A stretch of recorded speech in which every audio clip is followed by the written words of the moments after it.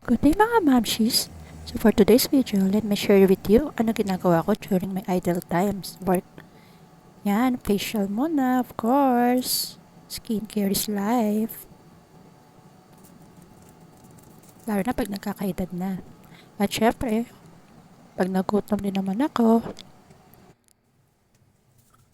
kung walang cup noodles, nagluluto ako ng pancit canton with matching egg. Since hindi ako nakapag-dinner,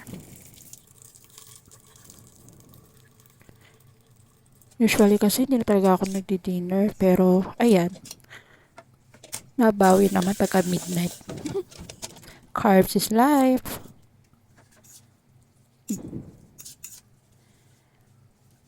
Hating gabi na yan na nagluto ako ng pancit canton.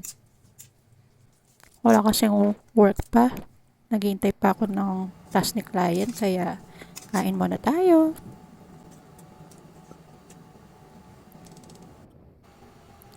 At yan din, nakalatag sa harap ko ang aking mga cellphone para panoorin yung mga videos ko.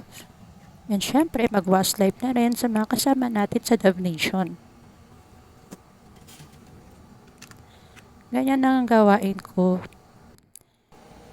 while working.